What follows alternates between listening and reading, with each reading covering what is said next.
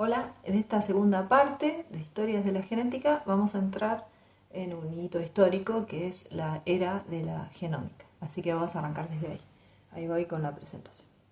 Y a partir de la genómica también hay otras subdisciplinas que serían la transcriptómica, o sea, todos los ARNs que son copiados a partir del ADN, que pueden quedar así en ARNs de distinto tipo, o pasar a ARNs mensajeros que van a pasar a proteínas. Y eso lo estudiaría la proteómica.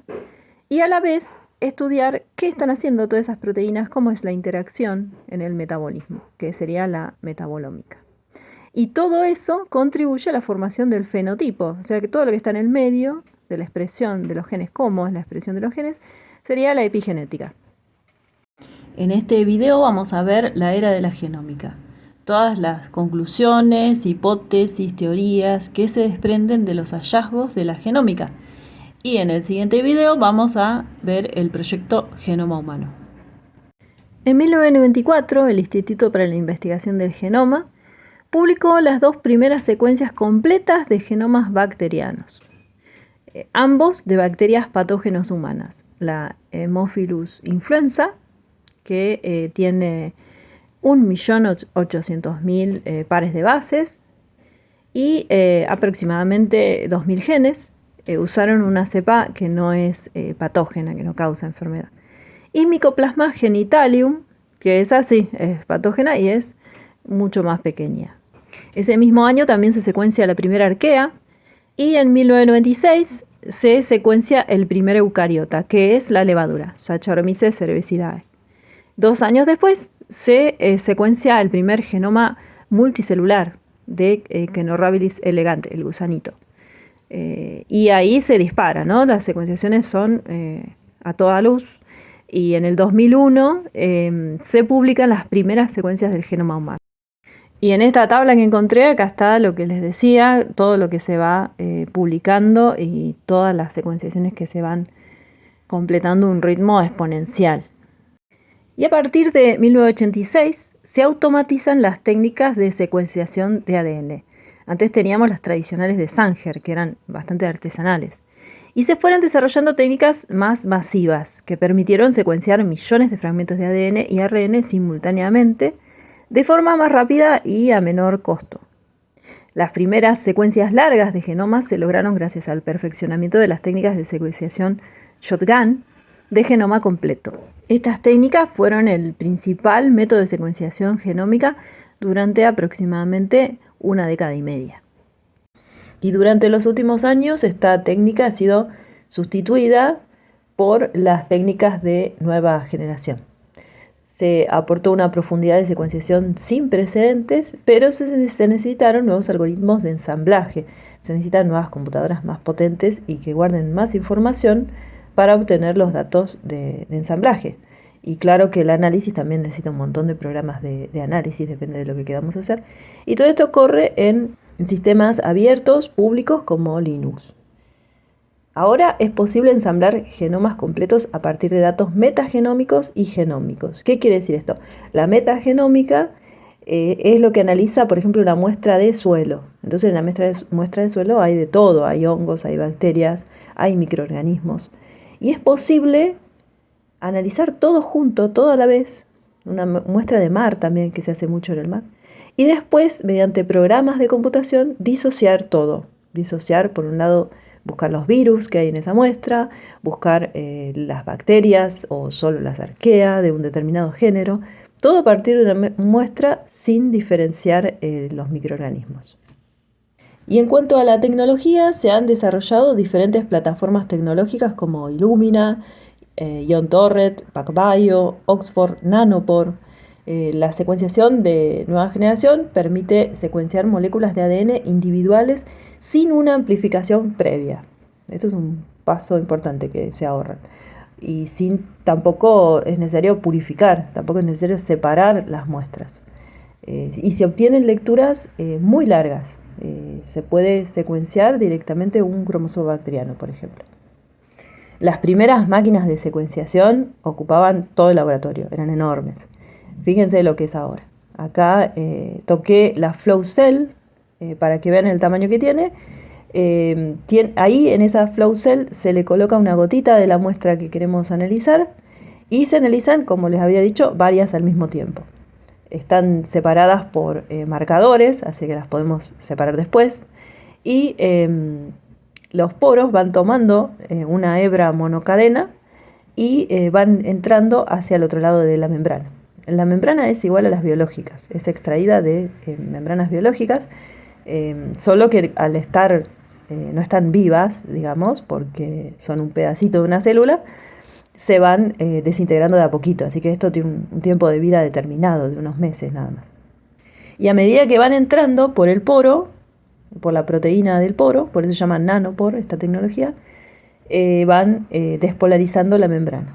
Y un electrodo va captando la información de esa membrana y ahí obtenemos en la computadora una imagen de lo que es las secuencias que fueron entrando. Bueno, y la flow cell va conectada a este aparatito chiquito que se ve a la derecha, este gris, y a su vez se conecta este aparatito a una computadora. Ahí manda la información. El aparatito puede venir en distintos tamaños. Este chiquito sirve para bacterias de arquea, porque puede secuenciar hasta ese tamaño de un genoma.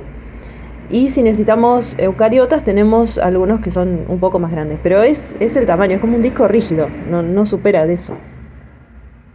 En resumen, la tecnología esta, que es la Oxford Nanopore, se basa en el paso de una molécula de ADN, o también se puede hacer con ARN, a través de un poro proteico nanoscópico, originalmente una proteína de membrana bacteriana modificada.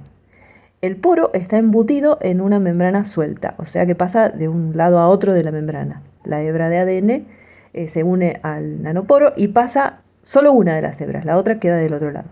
Durante el pasaje, las diferentes bases provocan cambios característicos en la corriente eléctrica que fluye a través del poro, lo que permite identificar la secuencia. Así se pueden generar lecturas ultra largas, porque no se corta el ADN, no hay que cortarlo previamente.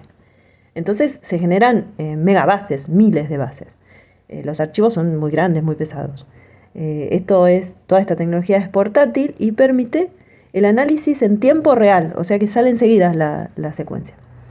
Un genoma humano se secuencia en solo 4 horas. Este dato es del año pasado, que yo hice el curso, o sea 2024. Y esto mejora todos los años. Bueno, esta es solo una de las tecnologías que les conté. Las otras son distintas, emplean distintos métodos, pero lo que se obtiene es lo mismo con mayor o menor resolución de última.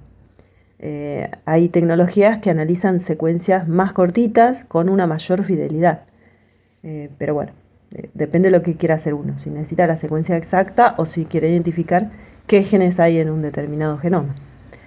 Y bueno, y todo esto condujo a la era de la genómica y las otras ómicas. Empezamos obteniendo un genoma, de ahí podemos ver el epigenoma, podemos identificar con algunas de las tecnologías qué ADNs habían estado originalmente metilados, ¿sí? en las condiciones que extrajimos la muestra. Esto es como una foto del momento que se trajo la muestra. Claro que podría cambiar, pero eso no lo sabemos. Podemos identificar el epigenoma también utilizando solamente ARN mensajero, entonces también vemos ahí qué está activo, qué se está transcribiendo del genoma. El análisis transcriptómico es vasto porque podemos también analizar secuencias de ARN que están haciendo otras cosas. Hoy se están identificando un montón de secuencias de ARN que se desconoce cómo es el funcionamiento. Así que ese es un mundo por descubrir.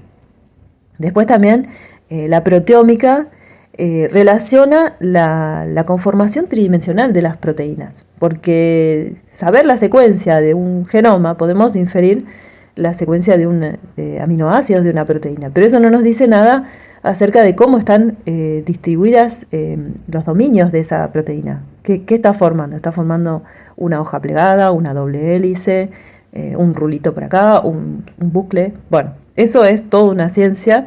Los químicos se dedican más a eso, bioquímicos o licenciados en bioquímica, investigan esa parte de cómo las proteínas, ¿qué están haciendo? ¿Cómo están interactuando entre ellas? ¿Qué reactivos, qué productos, qué cadenas metabólicas, qué redes metabólicas conforman ese es otro mundo más, que es la metabolómica. Así que fíjense el aumento de complejidad que hay desde el genoma hasta el fenotipo. Ahí no lo pusieron, pero estaría después el fenotipo. Un montón de cosas. En el contexto histórico, ¿no? Porque la historia de ese organismo evolutiva o su pequeña historia ontogenética individual también influye en cómo es esto, en qué genes están activos, en qué metabolismos están activos, en cómo están esas proteínas. Es para que entiendan un poco el diagrama de Waddington, todo lo que hay en el medio entre el genoma, entre el genotipo y el fenotipo. Pasamos a los descubrimientos de la metagenómica. Primero, creo que es lo más importante, es que hay más de lo que se podía cultivar.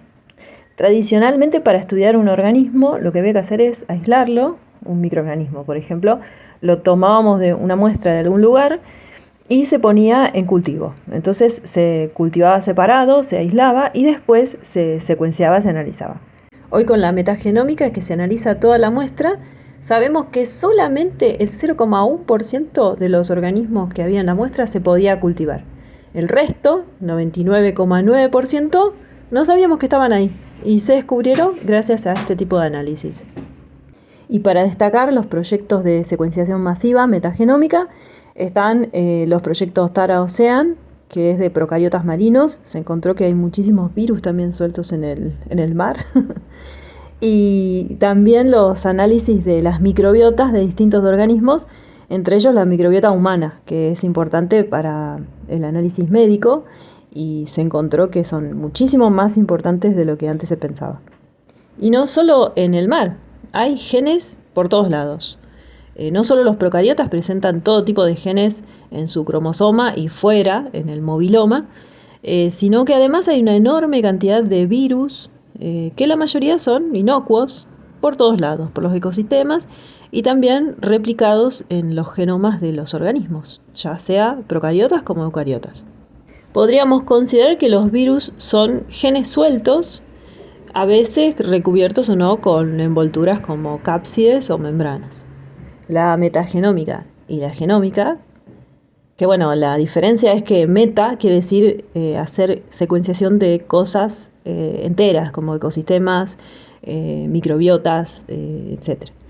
La genómica es particularmente a veces para ver qué genes tiene una bacteria o un microorganismo, se lo aísla, se lo separa y luego se hace la secuenciación de ese organismo solo. Y eso, por ejemplo, nos deja más en claro el mobiloma, porque a veces si nosotros metasecuenciamos un ambiente, no podemos distinguir si hay un plásmido, de qué vino ese plásmido, dónde está ese plásmido. Lo mismo en virus. Entonces para eso hay que aislar el organismo y hacer genómica. Al ver los genomas, se descubrió que entre el 70 y el 80% de los genes de cada genoma se encuentran altamente conservados en la evolución, de modo que se pueden identificar genes homólogos en distintos organismos que pueden estar distantemente relacionados. En los genomas encontramos genes de copia única o linajes de genes parálogos, es decir, que sufrieron antiguas duplicaciones y son descendientes de un gen en el pasado. Estos descendientes pueden haber cambiado su función original o estar pseudogenizados, quiere decir que perdieron su función y a veces pueden estar altamente mutados porque no están sometidos a presiones selectivas. También puede ser que en los genomas de los diferentes organismos haya genes altamente conservados que mantienen la misma función, dominios proteicos idénticos, o también genes con historias complejas, con cambios lentos de mutaciones puntuales o cambios rápidos, reordenamientos de secuencias, lo que lleva al reordenamiento de los dominios proteicos y grandes cambios en las proteínas, que pueden conservar o no su función. Los genomas pueden perder genes, conservarlos o tener amplificación específica de un linaje de genes, lo que lleva a que haya muchos parálogos. También se pueden ver múltiples transferencias horizontales de genes provenientes de organismos simbiontes o llevados por distintos vectores, virus o cosas desconocidas que transfieren genes. Otro de los descubrimientos importantes de la genómica fue la mejora en la clasificación. se obtuvieron nuevos grupos principales de bacterias y arqueas. Este hallazgo de nuevos grupos tiene un impacto en la comprensión de la fisiología, la ecología y la evolución microbianas, porque establecemos nuevos árboles, o más bien redes filogenéticas que las emparentan y que nos emparentan también con nosotros, los eucariotas. Las bacterias y arqueas pequeñas prácticamente fueron descubiertas con esta metodología. Fíjense que la genómica es como el microscopio, de golpe apareció un nuevo mundo y con la secuenciación aparece un nuevo mundo, un montón de cosas que no podíamos ver con las otras técnicas. Y estos descubrimientos alteraron la sistemática, la filogenia de arqueas y de bacterias. Y se ha creado un clado de arqueas de genomas pequeños, denominado con las siglas DPAN, y un clado de bacterias pequeñas conocidas como Patesibacterias. Ambos grupos codifican un mínimo de enzimas metabólicas y por lo tanto dependen de otros microorganismos para sus funciones celulares. Aún no está claro si todas estas diminutas células están realmente unidas a sus huéspedes o son miembros de comunidades microbianas complejas con una dependencia extrema. Vamos a destacar por su parentesco con los eucariotas el superfilo de arqueas Asgard. Incluye una amplia variedad de arqueas, todas nombradas en honor a deidades nórdicas, que codifican numerosas proteínas homólogas a los eucariotas, como las endomembranas y el citoesqueleto, que se creía antes que era exclusivo de los eucariotas. En la mayoría de las filogenias de genes universales, los eucariotas se agrupan con o incluso dentro de las arqueas Asgard, lo que sugiere que estas son las arqueas parientes más cercanas de los eucariotas. Esto sin considerar las simbiosis posteriores que vienen de bacterias. Acá omitieron hacer las líneas que incluyen mitocondrias y plastos dentro del grupo eucario. La genómica lleva a un cambio conceptual en la evolución. En primer lugar, tenemos a la genómica horizontal, que existe transferencia génica horizontal y es bastante frecuente, al menos en los procariotas. La transferencia génica horizontal es tan extensa que no podría explicarse por artefactos metodológicos, lo que llevó a la conclusión de que fue un factor clave en la evolución de los procariotas. A partir de la genómica sabemos que el pangenoma procariótico es dinámico, es decir, la totalidad de los genes presentes en todos los representantes de una especie procariota varía, a pesar de la dificultad de definir esta última, ¿no? Ese es otro tema. Si bien algunas bacterias y arqueas presentan pangenomas cerrados, la mayoría son abiertos, es decir, la secuenciación de nuevos genomas de una especie añade un conjunto de genes nuevos que no se habían detectado en los genomas previamente disponibles. Veamos cómo es la composición genética de los procariotas. En la mayoría de las bacterias y arqueas existe un genoma central compuesto por 100-200 genes conservados. Luego hay una capa de miles de genes propios de la especie a la que pertenecen. Y luego hay una nube de genes raros de cientos de miles, característicos de especies que son más variables o de cepas de especies más conservadas. La capa y la nube son los genes accesorios que constituyen la mayor parte del pangenoma. El pangenoma sería la totalidad. Algunos procariotas tienen pangenomas cerrados. Estos son bacterias arqueas que viven en lugares más específicos, que no cambian tanto, porque están adaptadas a un ambiente o a ser patógenas de algo. Y otras que tienen pangenomas más abiertos, que son bacterias y arqueas que se adaptan a distintos ambientes, a distintos lugares y van fluyendo más en su moviloma. Y a partir de esto nos podríamos plantear algo. Si la transferencia génica horizontal es alta, ¿habría manera de construir un árbol de la vida? Si el flujo génico está cuantitativamente dominado por la transferencia génica horizontal, tenemos dificultades para darnos cuenta si la presencia de secuencias comunes es debido a esto o a genes ortólogos o parálogos, es decir, heredados de un ancestro común. Sin embargo, las topologías de los árboles filogenéticos para genes conservados nos muestran una tendencia estadística similar a un árbol. Por lo tanto, el árbol de la vida sobrevive a la revolución genómica, pero en una versión transformada, como una red con anastomоsis en lugar de una representación definida de la evolución del genoma. Otro cambio conceptual de la genómica evolutiva es el modelo teórico de la evolución del genoma desarrollado por Michael Lynch. Sostiene que la evolución del genoma está determinada por el poder de la selección, principalmente la selección purificadora, que depende del tamaño efectivo de la población, NE. Los NE son extremadamente variables, depende de la especie de la población. En un NE muy alto, como el de los microorganismos, el número de individuos, o sea, cada célula, en las poblaciones es inmenso.